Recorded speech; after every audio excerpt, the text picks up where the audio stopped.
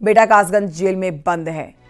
तो बेटा और पत्नी जनाजे में शामिल नहीं हो सके, लेकिन आसपास के लोग और दूर दराज से आए हुए भारी संख्या में लोग जनाजे में शामिल हुए हैं। अमित गंजू लगातार इस खबर पर बने हुए हैं और जानकारी के साथ। अमित गंजू, इस समय की अपडेट्स दीजिए।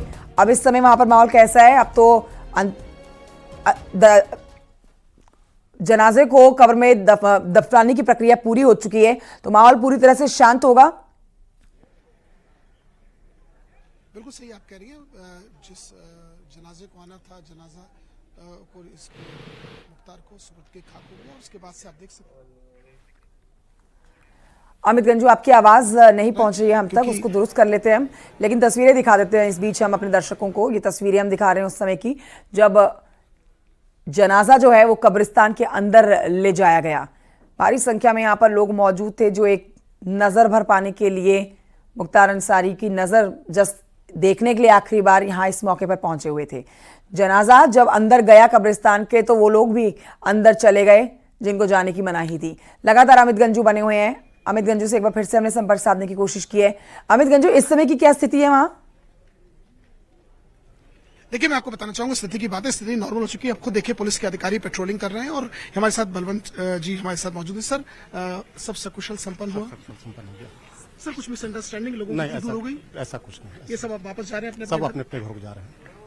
तो आप देख सकते हैं कि ये एसपी सिटी इनका साफ कहना है कि कोई लॉ एंड ऑर्डर की ऐसी कोई बात नहीं है। सब सकुशल लोगों को संपन्न हुआ है, सुपुर्द के खाक हो चुके हैं, सब ने उसमें जा रहे हैं, क्योंकि पुलिस का टास्क है कि लॉ एंड ऑर्डर मेंटेन रहे, लोग अपने डेस्टिनेशन रहे। क्योंकि रमजान का मुबारक महीना चल रहा है, कहीं ना कहीं लोगों को अल्लाह की इबादत करनी होती है, लोग अपने घर में पूजा पाठ करते हैं। तो इसलिए अब ऐसे में जिन जिन लोगों ने श्रद्धांजलि देनी थी, जिन जिन लोगों को मिट्टी देनी थी, ऐसे में अफजाल खुद जो सांसद है कह रहे हैं कि जिसको भी मिट्टी देनी हो, चाहे वो मगरिब में आ जाए, फजर में आ जाए, जब भी आके श्रद्धांजलि अपनी दे सकते हैं। यानी इसके लिए कोई अननेसेसरी सीन क्रिएट करने की जरूरत नहीं है। और मैं अपने कैमरे में से कहूंगा, देखिए जिलाधिकारी और एसपी दोनों यहाँ लोगं से ब्रीफिंग कुछ कर रहे हैं, क्या बता रहे हैं, आइए मैं हम कोशिश करते हैं जानने की कि क्या फैक्ट्स हैं। ऐसे में जो सबसे बड़ा टास्क था कि इसको जनाजे को सुपुर्द के खाक करना, जिलाधिकारी मैम खुद यहाँ इस टाइम मीडिया से संबोधित हो रही हैं, क्योंकि लगभग आधे घंटे के आसपास का ऐसा स्ट्रेस था जिस दौरान अधिकारियों को भी समझ नहीं आ रहा था कि चीजें करें क्या। हाँ बिल्कुल, ऐसी तस्वीरें भी सामने आई थी अमित गंजू, जहां हमने देखा कि डीएम और अफजाल अंसारी के बीच में भी कुछ कहासुनी हो गई थी।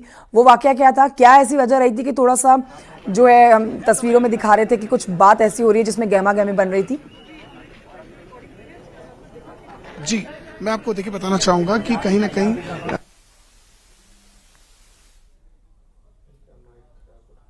अमित गंजू, आपकी आवाज नहीं पहुंच रही है।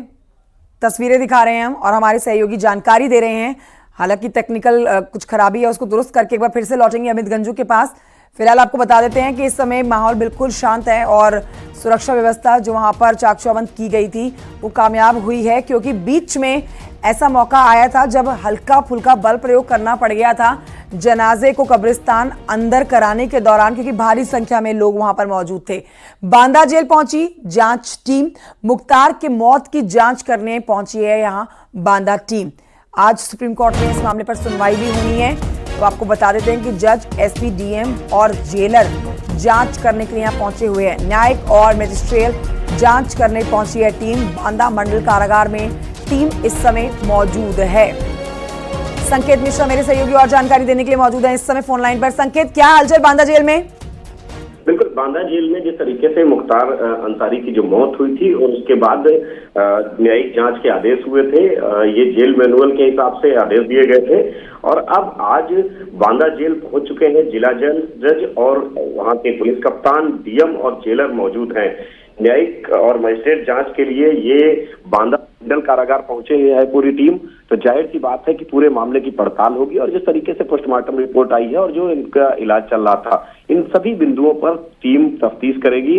न्यायिक जांच टीम बांदा जेल पहुंच चुकी है जो मंडल कारागार है, और यहाँ पर जिलाधिकारी साथ में है और इसके अलावा जो मजिस्ट्रेट हैं वो साथ में हैं, जो जिला जज हैं वो साथ में मौजूद हैं, और इसके अलावा एसपी जो उस जिले के हैं वो भी मौजूद हैं।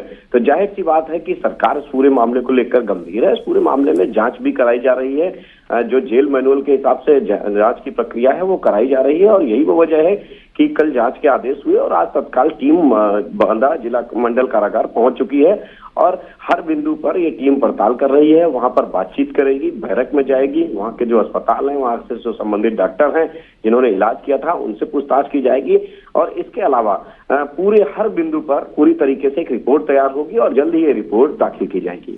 हालांकि संकेत, जो परिवार की मांग थी, जिस बात को लेकर वो इस पूरे मामले को एक राजनीतिक रंग देने की कोशिश कर रहे हैं, हत्या की साजिश बता रहे हैं, वहां इस संतुष्टि करने के लिए पोस्टमार्टम में परिवार भी मौजूद था। मैं लौटूंगी आपके पास, लेकिन इस समय हम अमित गंजू के पास चलेंगे जो इस समय हमारे साथ मौजूद हैं गाजीपुर से। इस थोड़ी देर पहले जो कब्रिस्तान में जनाजा दफनाया गया है, इस पर और जानकारी के साथ हमारे साथ मौजूद हैं। जी अमित गंजू, क्या जानकारी देना चाहते हैं?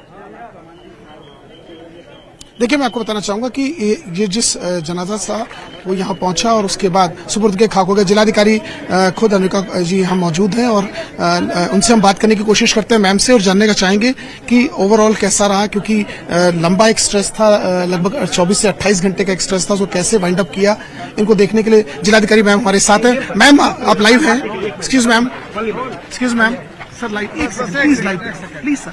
मैम, ओवरऑल कैसा देखा आपने, क्योंकि 24 से 28 घंटे करीब एक लंबा स्ट्रेस था मैम, कैसे वाइंड अप किया, क्या?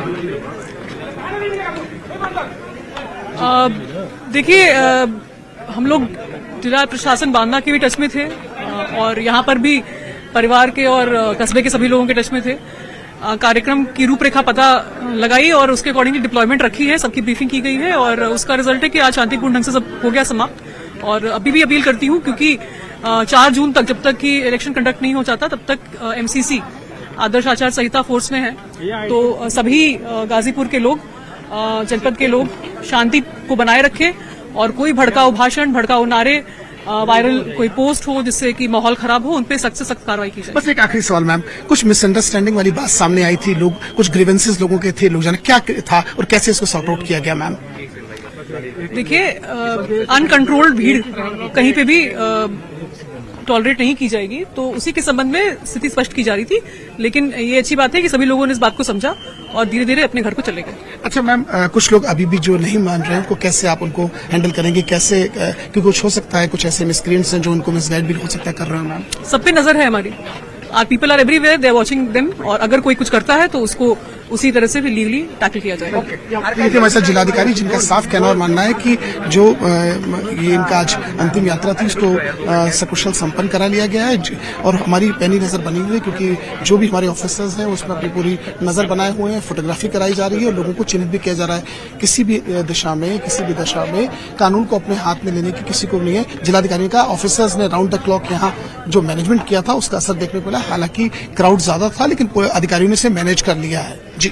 जी अमित गंजू, और बेहद एक महत्वपूर्ण मैसेज भी यहाँ डीएम साहब की तरफ से दिया गया है कि जब तक चुनाव नहीं हो जाते हैं, किसी तरह का कोई भड़काऊ बयान, भड़काऊ बयानबाजी, भड़काऊ नारेबाजी नहीं होने दी जाएगी। लेकिन आज मुख्तार अंसारी का जो शव है वो दफन कर दिया गया है कब्र में, और इससे मुख्तार